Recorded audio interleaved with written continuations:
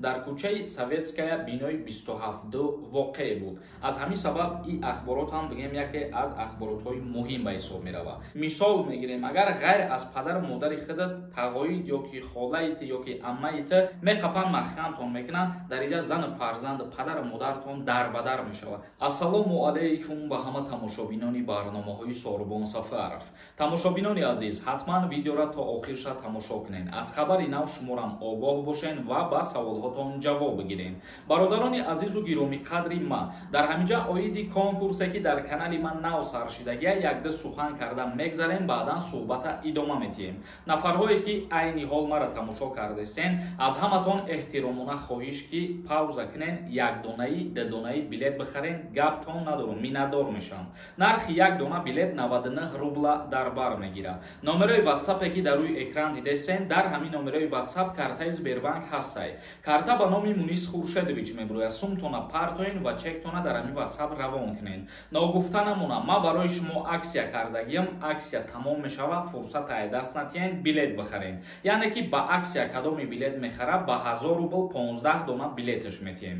ҳамагӣ конкурси мо 27 дона приз дора, 3 та шоҳҷоизааш мошинай. ҳаракат кунед. суроғаи консулгарии генералии ҷумҳурии Тоҷикистон дар шаҳри Санкт-Петербург иваз карда шуд. чихеле ки медонед, тақрибан як моҳ пеш суроғаи посолствои ҷумҳурии Тоҷикистон дар шаҳри Москва низ алӣ шидагӣ буд ва имрӯз коркунои консулгарии ҷумҳурии Тоҷикистон дар шаҳри Питер низ суроғашона иваз карданд. бинои нави консулгарии генералии ҷумҳурии Тоҷикистон дар шаҳри Санкт-Петербург дар метрои Лиговский воқеъ аст. иттилоъ додааст Сафорати ҷумҳурии Тоҷикистон дар Федератсияи Русия.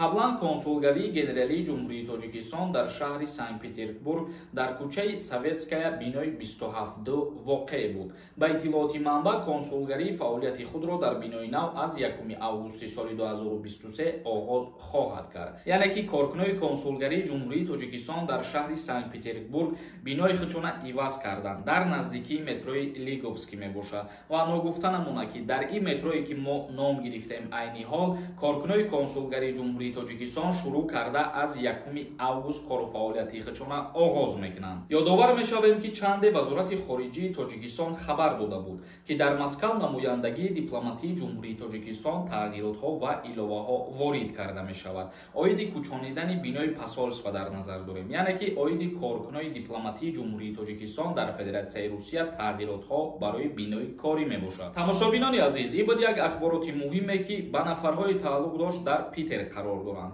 бисёре аз ҳолатҳое ҳастае ки муҳоҷирон ба мушкилиҳо дучор мешаванд, ба посольства муроҷиат мекунанд ё ба коркунои консулгарии ҷумҳурии Тоҷикистон муроҷиат мекунанд. аз ҳамин сабаб ин ахборот ҳам бигем яке аз ахборотҳои муҳим ба ҳисоб меравад. акнун ба қисми хондани комментарияҳо мегзарем. бо диққат гӯш кунед то ба саволҳои худтон ҷавоб бигиред. доруҳои табиӣ аз ширкати Шифофармо барои шумо. инчунин доруҳо барои зиёд кардани риш ва мӯи сар. инчунин доруҳо барои нест кардани простатит ва зиёд кардани қувваи мард. доруҳо барои нест кардани сангу намаки гурда. ба рақамҳои рӯи экран дар тамос бошед. инчунин нафарҳое ки мехоҳанд ҳиҷомаи бепул кунанд, шумо ҳам муроҷиат кунед. умед холов намисондай, братишка, ма 28 сола шидам. 3 рӯз монда ба неки қапидам бурдарам. ина 1 сол шид, скоро 29 да медорам, хизмат дорам, эҳтиёт кунед.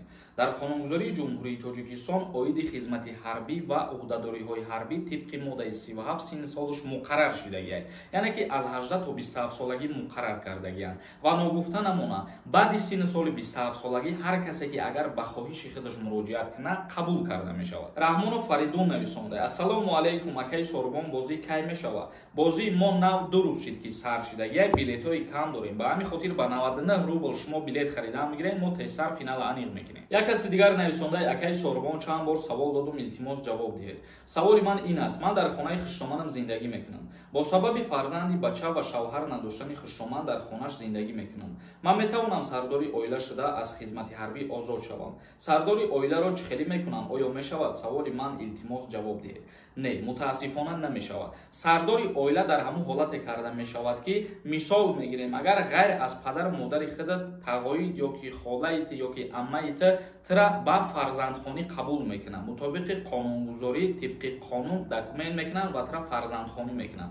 در این حالت میتونی خود سرداری اویله با قید بگیری. لیکن در حالتی که تو در خانه خوشامد زندگی کنی و وای فرزند نداشته باشه، این یگان پریچینه شدن نمیتونه. یک کس دیگر نویسنده السلام علیکم سوربون. راستای خدمت حربی را تا سن 30 سالگی را دعوت میکنن. اگه التماس یک معلومات میدادیم پیشکی رحمت. نه، این گپا راست نیست. آید سن سالی دعوت کنی به خدمت قریب که در همه ویدیوها میگم از 18 سالگی تا 27 سالگی را مقرر کرده اند. یک کس دیگر نویسنده سلامت باشید دادر. فهمیدگیش میفهمه. نمیفهمیدگیش توکلش به خدا. شما هم خدا نگهبان باشه. آمین. در ویدیوی دینانگی کامنتری کردید. من دینا یک ویدیو کردم و گفتم مهاجرا احتیاط باشین در هر گونه فریفتها دادن نشوین. و در اینجا بسیاری نفرها نویسنده‌اند که ما رنگی تو بیناموس نیستیم. او تو بناموسی را بعضی نفرت همین گپ نویسندگی بناموسی را شما در گریه پدر و مادرتون میبینید. حاضر شما میرین در یک فریفته و در یک غوغاختون خوش میکنین، میقپن مخمتون میکنن، در اینجا زن فرزند پدر و مادرتون دربدر میشود. زن فرزندتون دربدر میشود. این مگر ایروی مردکیه؟ همین کار ایروی ناموسه. بناموس اون مردکیه که خانه و درش یک سون پول روی میکنه و پدر و مادر زن فرزندش خوب نگاه میکنه.